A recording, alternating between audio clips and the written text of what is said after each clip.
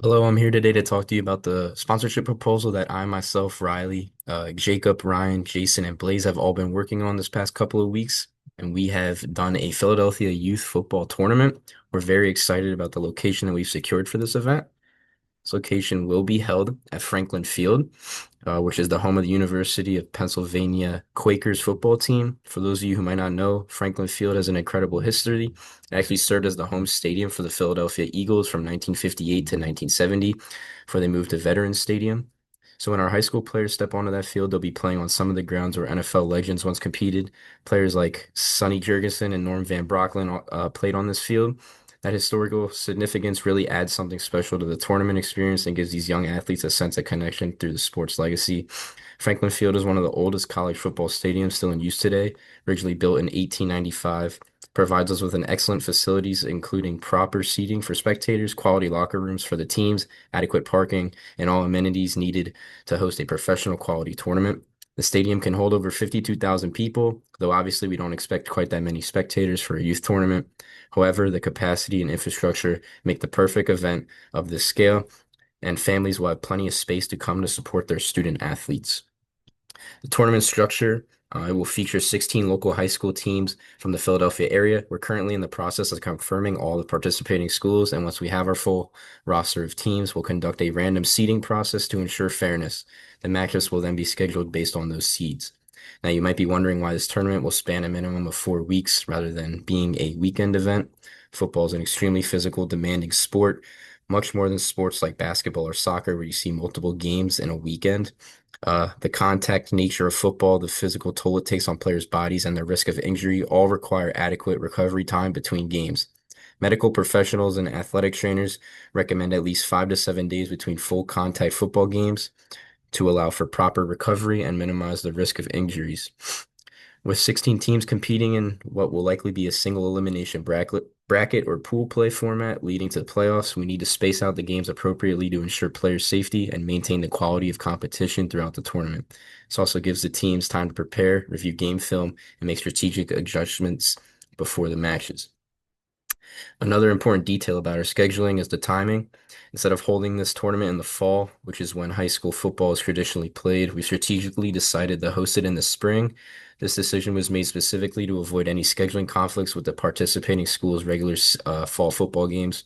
Many high school teams have packed schedules during the traditional season with league games, playoff commitments, and other obligations.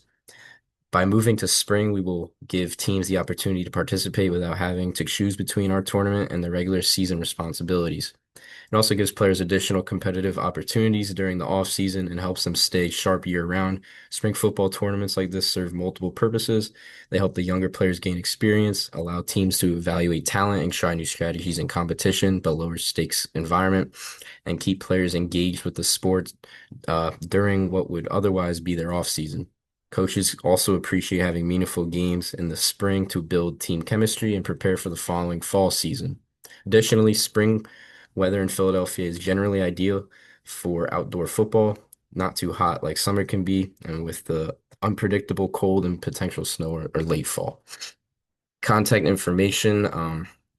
For anyone interested in learning more about the tournament, sponsorships, opportunities, or team participation, you can reach out to me, Riley Mountz, at rmou267 at live.kutztown.edu or by phone at 484-781-4551, and I'll be more than happy to answer questions about the event. So, as far as the events of the tournament are concerned, on March 21st, that is the deadline to confirm participation in the tournament. Coaches must confirm if their team is indeed participating in the tournament, and it's the last day for any player to opt out. On March 28th, there will be a live bracket review on YouTube, which will be later described in more detail later in this presentation, and it'll show the matchups being set and confirmed for the tournament. On April 4th, that is the Saturday before Easter, so we're not planning to have any events relating to the tournament that day to give everyone a break for the holiday. On April 11th, that is the opening round of the tournament, and there will be 8 games. To determine the quarterfinals on April 18th, which will be 4 games. And then that will determine the semifinals on April 25th for 2 games, and the winners will play each other in the championship game on May 2nd to determine the winner of the youth football tournament for 2026. The audience size is not specified, but due to the size of Franklin Field, it is not a concern. Anyone who would like to attend is more than welcome to attend. Franklin Field has like a track around the field, which many youth high school teams also have at their stadium.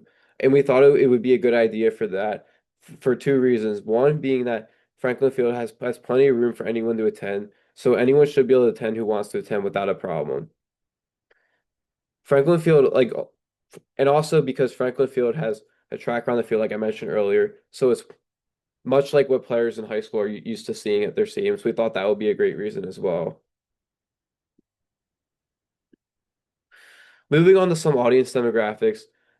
For gender demographics, it's expected to be about 65% male and 35% female.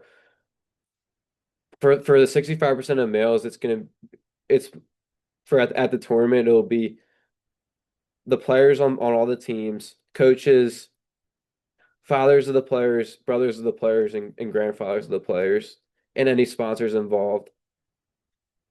For the 35% of the females, it'll be mothers of the players, players if they have any sisters, grandmother, their grandmothers, and also anyone directly sponsoring their business, but that's sponsored with the tournament. For the age demographics, the highest one is 50% young to older adult, being older brothers and sisters of the players if they have any, fathers of the players, mothers of the players, and grandparents of the players, and also anyone directly there involving their sponsor. Next down the line, we got 45% being kids under 18, which is just the players on all the teams, and younger brothers and sisters if they have any. 5% being retired people, being grandparents, and also potentially people that are like sponsoring their business, sponsoring the tournament. And then finally, the income demographics, 60% middle class families, 25% lower income, because unfortunately, Philadelphia is not the highest income city or area in general, and 15% higher income. To begin my slides, I will continue to talk about audience demographics for our youth football tournament in Philadelphia, Pennsylvania. In the previous slides, we talked about gender, age, and income of our audience. In this slide, I will talk about the ethnicity of our audience. Our audience will consist of 45% African American, 35% white, 15% Hispanic or Latino, and 5% other. Knowing this data and information is very important for us, and this will help build a diverse and trusted experience for our tournament.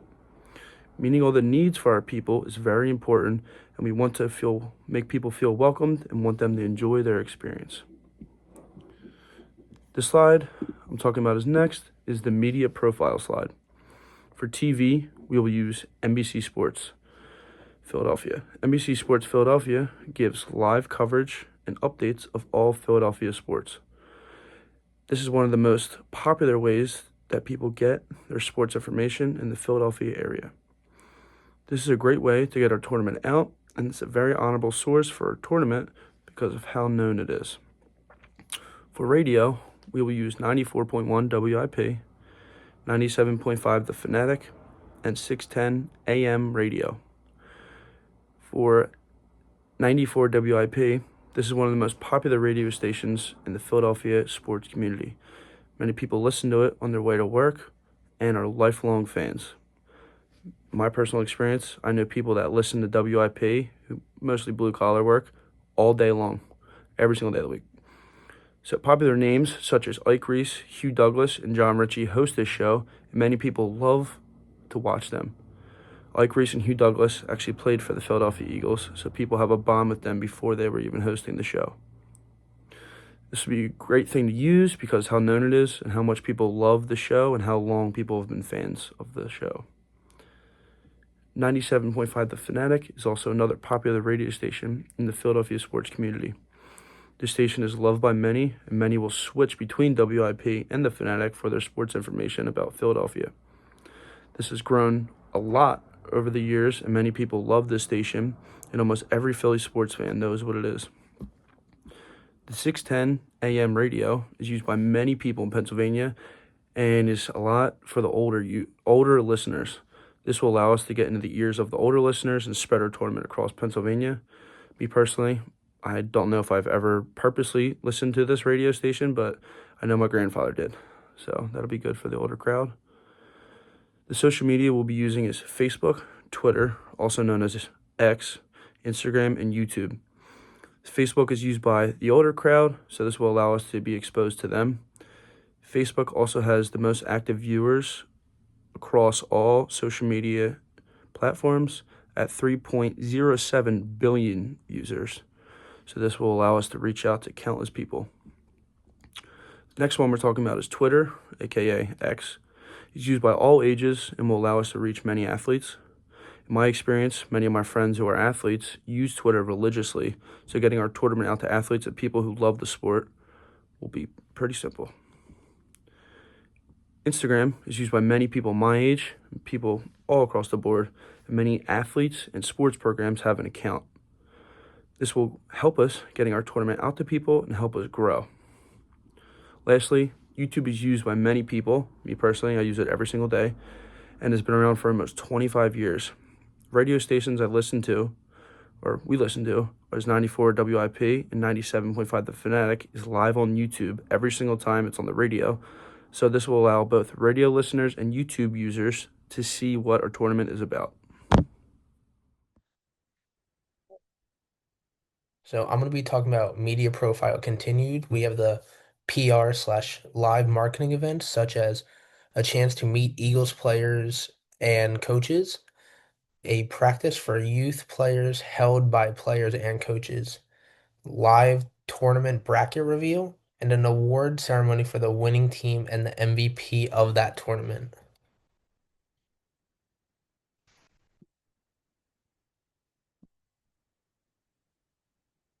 Then we have sponsorship components and benefits. The bronze sponsorship level is a donation of $500 or more. The silver sponsorship level donate is also a donation of $1,000 or more. Gold sponsorship level, that donation consists of $2,000 or more. And the highest one is platinum sponsorship level donation of 3,500 or more dollars.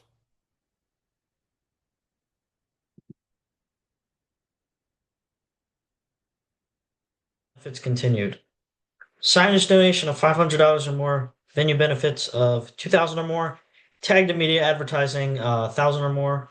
Hospitality donation of 3,500 or more. Then from hospitality donation, we go to pre-event activities and donation of 2,000 or more. In-event activities donation of $2,000 or more again. On-site production sales, we would like 500 or more. Ceremonies donation of 2,000 or more. From ceremonies donation, we go to celebrities/athletes, that's VIP access or appearance, that's 500 or more. And next, we have value in kind or VIK opportunities donation of 500 or more. Lastly, sponsorship components and benefits continued. Our last three, cross promotion opportunities donation of 500 or more, licensing of 500 or more as well. Post event activities donation of $500 or more as well.